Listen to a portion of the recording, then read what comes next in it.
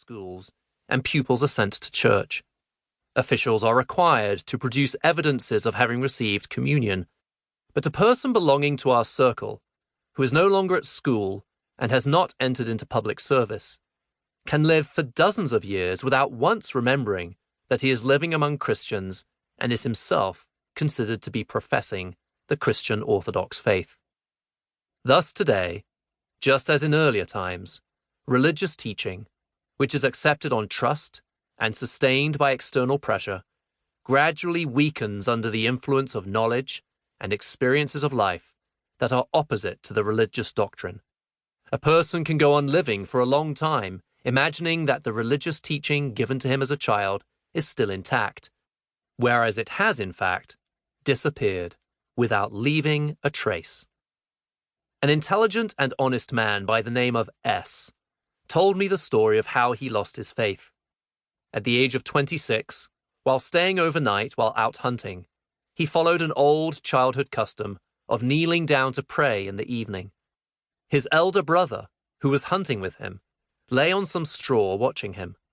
When S. had finished and was preparing to lie down, his brother said to him, "Do you still do that?" Nothing more was said between them. But from that day on, S. stopped saying his prayers and going to church. And for 30 years, he has not prayed, has not taken communion, and has not been in a church. And this is not because he knew his brother's convictions and wanted to share them, nor was it because he had resolved something in his heart, but simply because this comment of his brother's was like a finger being pushed against a wall, ready to fall under its own weight.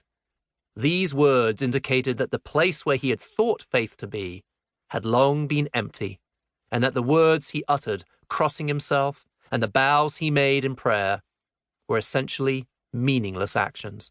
Having recognized their meaninglessness, he could no longer continue doing them. Thus it has happened, and still happens, I believe, with the great majority of people.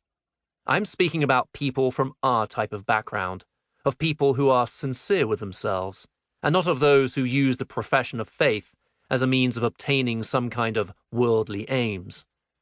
These people are the most stagnant non-believers, for if faith for them is a means of attaining some worldly goals, then that is certainly not faith.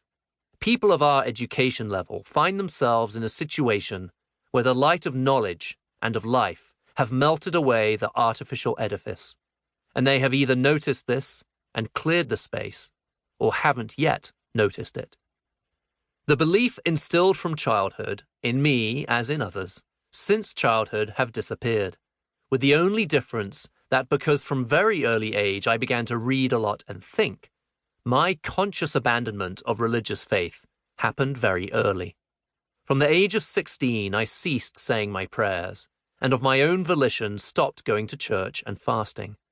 I stopped believing in what I had been taught as a child, but I did believe in something. What I did believe in, I couldn't possibly have said. I believed in God, or rather, I did not deny God, but what kind of God I could not have said. Neither did I reject Christ or his teaching, but what was the essence of his teaching, again, I could not have said. Now, looking back at that time, I can clearly see that the only real faith I had, apart from the animal instincts driving my life, was a belief in self-perfection. But what this perfection consisted of, and what its aim was, were unclear to me. I tried to perfect myself intellectually and studied everything I could and everything life thrust in front of me. I tried to perfect my will. Setting myself rules I tried to follow. I perfected myself physically, practicing all kinds of exercises in order to develop my strength and dexterity, and I cultivated endurance and patience by undergoing all kinds of hardship. All this I regarded as self-improvement. But this was soon replaced by a belief in general perfection. That is, a desire to be better, not in my own eyes or before God, but in the eyes of other people. And very soon this determination to be better than others became a wish to be more powerful than others, more famous, more important, and wealthy. Chapter 2. Someday, I will tell the story of my